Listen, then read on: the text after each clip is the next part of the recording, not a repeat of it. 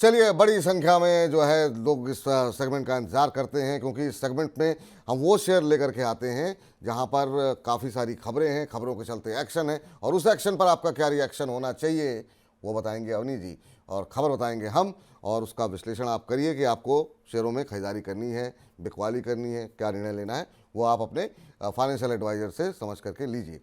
चलिए, पहली कंपनी जो लेकर के आते हैं एनबीसीसी। काफ़ी शानदार जो है तेज़ी आज यहाँ पर देखने को मिल रही है, और कल जो है बजट के अंदर घोषणा की गई निर्मला सीतारमण जी की तरफ से कि मध्यम वर्ग को घर देने की तरजीह देने की बात जो है कल के बजट में कही गई है, और ये कहा गया है कि सरकार नई योजना जो है वो लॉन्च करेगी मध्यम वर्ग को घर देने के लिए।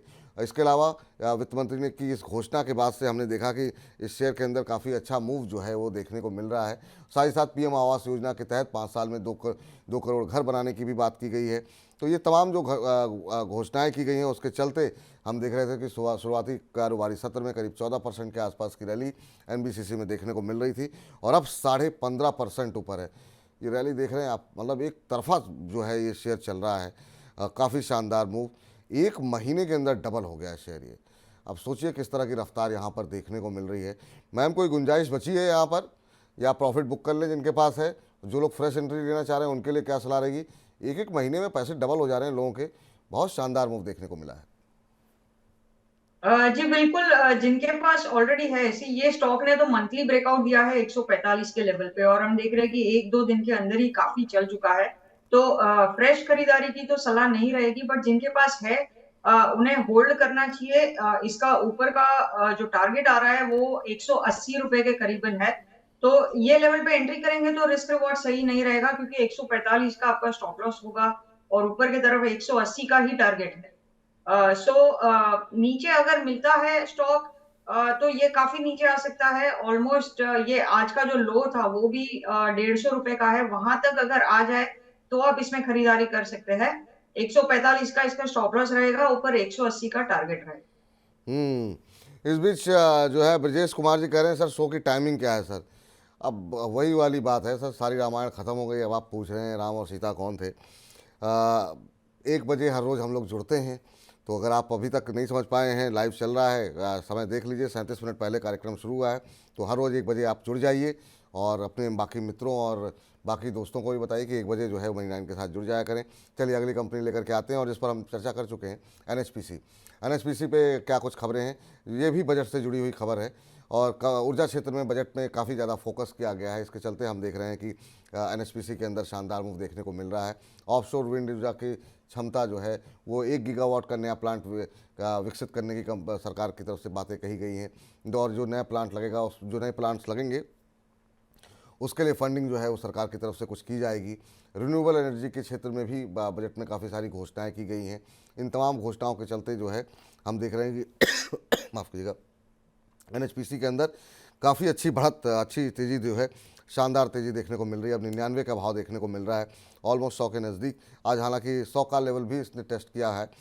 मैम, आपकी टिप्पणी हो चुकी है, लेकिन चूंकि इस सेगमेंट को, बजिंग स्टॉक्स को हम अलग से भी अपलोड करते हैं, तो जो दर्शक खाली बजिंग स्टॉक्स अगर देखना चाहें तो उनके लिए आपकी टिप्पणी एनएचपीसी के ऊपर। सो एनएचपीसी में ये लेवल पे फ्रेश निवेश की सलाह नहीं रहेगी, बट इसका ऊपर का जो लक्ष्य है 110 रुपए तक का तो है। जिसके पास है ऑलरेडी वो होल्ड करके रखिएगा।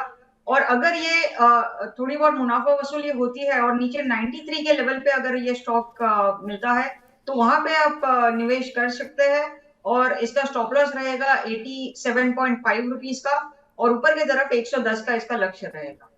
जी, चलिए आगे बढ़ते हैं, और अगले अगले कंपनी के ऊपर बातचीत करते हैं।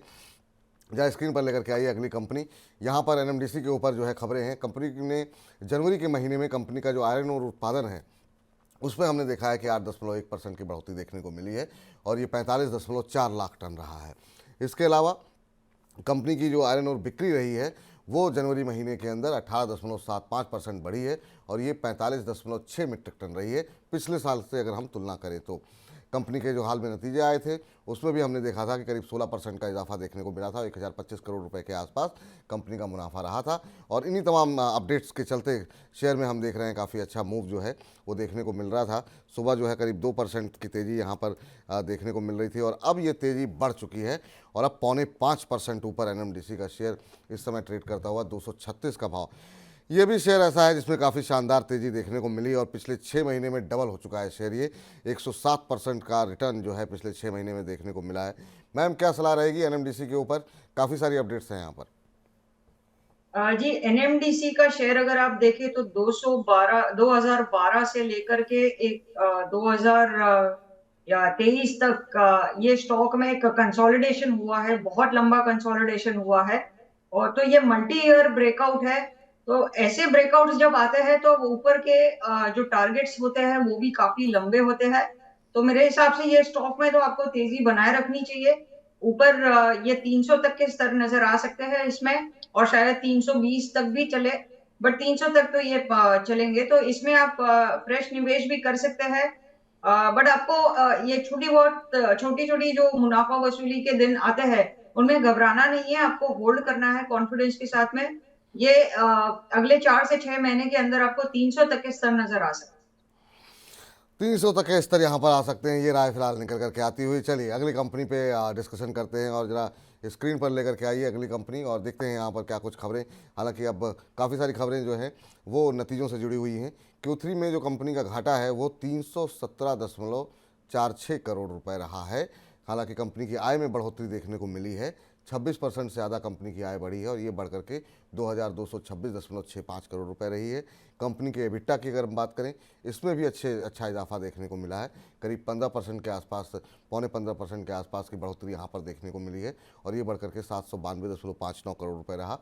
उम्मीद से बेहतर नतीजे रहे हैं। हालांकि घाटा जो है वो बढ़ा है लेकिन फिर भी जो उम्मीदें थीं उससे बेहतर, बाजार की उम्मीदों से बेहतर चूँकि नतीजे रहे हैं, उसके चलते शुरुआती कारोबार में हम देख रहे थे कि शेयर में करीब 8% की तेज़ी देखने को मिल रही थी।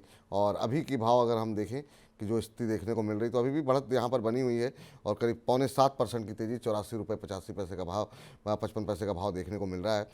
मैम GMR एयरपोर्ट यहाँ पर GQG ने भी हिस्सेदारी खरीदी है। अभी क्या स्थिति लग रही है यहाँ पर इस शेयर पे? जी, इसमें 88.7 का जो हाई बनाया था 8 जनवरी को, वो एक रेजिस्टेंस रहेगा। ज्यादा से ज्यादा 90 तक का मूव इसमें देखने मिल सकता है। तो ये लेवल पे फ्रेश निवेश ना करें। आपको नीचे डिप्स में अगर मिलता है 80 रुपए के करीबन तो वहां पे आप निवेश कर सकते हैं। और या फिर इसमें अगर 90 रुपए के ऊपर स्टॉक निकल जाता है तो वो एक फ्रेश ब्रेकआउट माना जाएगा। तो 90 रुपए के ऊपर चल जाता है तो उसमें आप ऐड कर सकते हैं, क्योंकि उसके बाद जो इसका अगला टारगेट आएगा वो कम से कम 120 रुपए तक का होगा। फिलहाल ये एक दायरे में फंसा हुआ है, 90 रुपए ऊपर की तरफ और 80 रुपए नीचे की तरफ। तो नीचे आपको 80 रुपए में मिलता है तो इसमें खरीदारी कर सकते हैं। जी, ये राय निकल करके आती हुई। इस बीच रॉबी सिंह जी लगातार प्रश्न पूछ रहे हैं, कह रहे हैं कि BHEL में क्या करना चाहिए।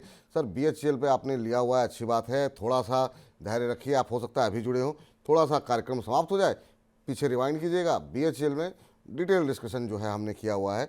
बहुत लोग जो है सुजलॉन के बारे में पूछ रहे हैं, उस पर भी चर्चा हो चुकी है। तो कार्यक्रम को एक बार जब समाप्त हो जाए तो एक बार फिर से देखिएगा जब भी समय मिले, या फिर शाम को हम 8 बजे फिर से अपलोड करते हैं इसका एक बड़ा हिस्सा, तो उसमें आपको वो जो है संपूर्ण जानकारी मिल जाएगी। अगली कंपनी लेकर के आइए। और इस बीच अबू सलीम मंडल कह रहे हैं ये तो बहुत हंसी वाली बात हुई। कौन सी बात आपको हंसी वाली लग रही है सर? चलिए, आपको हंसी आ रही, बहुत अच्छी बात है। चलिए यहाँ पर देखिए जरा इंडियन होटल्स को ले लेते हैं। इंडियन होटल्स में आपको बता दें कंपनी का तीसरी तिमाही का मुनाफा जो है 18.2% की बढ़त देखने को मिली है और ये 476.2 करोड़ रुपए रहा है। और वहीं कंपनी की अगर हम मार्जिन्स पे देखेंगे, मार्जिन्स काफ़ी अच्छे रहे हैं। 35.4% की बढ़ोतरी से बढ़ करके ये 37.3% रहा है। तो 2% के आसपास का इजाफा यहाँ पर देखने को मिला है कंपनी के मार्जिन्स में। वहीं अगर हम बात करें आय में बढ़ोतरी 17% की रही है, 1964 करोड़ रुपए रहा है। और वहीं कंपनी की जो ताज होटल्स की खास तौर से जो कंपनी के औसत रूम रेंट हैं उसमें हमने अच्छी खासी बढ़त देखी है और ये 17% बढ़ करके 18,111 रुपये जो है अब हो गई है। तो ताज होटल में जो रेट है वो बढ़ते हुए दिखाई दे रहे हैं। तो ये जो लोग रहने जा रहे हैं रुकने जा रहे हैं उनके लिए थोड़ा सा ज़्यादा खर्च करने पड़ेंगे, पर जिनके पास शेयर हैं उनके लिए अच्छी बात है। आज सुबह 1% से ज़्यादा की बढ़त जो है इंडियन होटल्स के अंदर देखने को मिल रही थी। और अभी अगर हम देखें इंडियन होटल्स पे क्या स्थिति देखने को मिल रही है, तो अभी भी मजबूती जो है वो देखने को मिल रही है। करीब 498 का स्तर यहाँ पर देखने को मिल रहा है। मैम, इंडियन होटल्स कैसे देख रही हैं आप, और क्या यहाँ पर कोई गुंजाइश बनती हुई दिखाई दे रही है?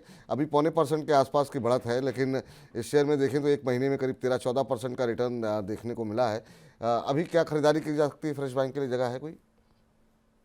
जी, ये स्टॉक की एक बहुत अच्छी खूबी है कि ये जब भी इसमें उछाल आता है, उसके बाद में मुनाफा वसूली होती है और इसका जो 20 दिन का मूविंग एवरेज है, वहां तक ये स्टॉक नीचे आता है और फिर से उछाल दे देता है। तो मेरे हिसाब से आज ये, अगर आप मॉर्निंग का ट्रेड देखें, आज सुबह 518 का इसने हाई लगाया था और वहां से अभी मुनाफा वसूली होके ये 500 के करीबन पहुंच चुका है। बट इसका जो 20 दिन का मूविंग एवरेज है वो 485 रुपए पे है।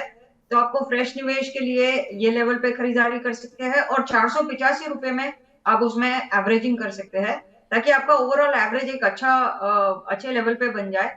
और ऊपर इसमें 540 तक के स्तर नजर आ सकते हैं 3 से 4 महीने में। जी, चलिए अब आज की बजिंग स्टॉक्स की आखिरी कंपनी लेकर के आते हैं, एबॉट। और यहाँ पर भी रिजल्ट्स रहे हैं, रिजल्ट्स काफ़ी अच्छे रहे हैं। और आपको बता दें कंपनी का जो मुनाफा है वो 26% की बढ़ोतरी देखने को मिली है, 311 करोड़ रुपए रहा है। कंपनी की अगर आय की बात करें तो इसमें भी हमने देखा करीब 0.9% के आसपास की बढ़ोतरी देखने को मिली है, ये 1437 करोड़ रुपए रहा है। तो एबिटा की बात करें, एबिटा मार्जिन्स जो है वो 23.6% से बढ़कर सीधे 27% पे पहुंच चुके हैं तीसरी तिमाही में। और उम्मीद से बेहतर जो नतीजे देखने को मिले हैं एबॉट के, उसके चलते हम देख रहे हैं शेयर में करीब 8% से ज़्यादा की मजबूती जो है यहाँ पर देखने को मिल रही है। और अभी भी जो है अगर हम देखें तो 0.8%, 8% की तेज़ी बनी हुई है शेयर में। 27,940 पे अब ट्रेड करता हुआ ये शेयर इस समय काफ़ी शानदार मूव दिखाता हुआ। मैम, एबॉट इंडिया में शानदार नतीजों के चलते काफ़ी तेज़ी देखने को मिल रही है, और कितना अपसाइड दिखाई दे रहा है आपको? जी, इसमें 28,400 का एक रेजिस्टेंस है, तो वहां तक ये चल सकता है। वहां पे मुनाफा वसूली कर लेनी चाहिए। उसके ऊपर थोड़ा सा मतलब कोई भी गिरावट के बिना उसके ऊपर निकलना थोड़ा मुश्किल है। तो 28,400 पे मुनाफा वसूली करेंगे और नीचे की तरफ ये अगर हमें फिर से मिलता है करीबन आज के लो के आसपास, तो वहां पे फिर से खरीदारी कर सकते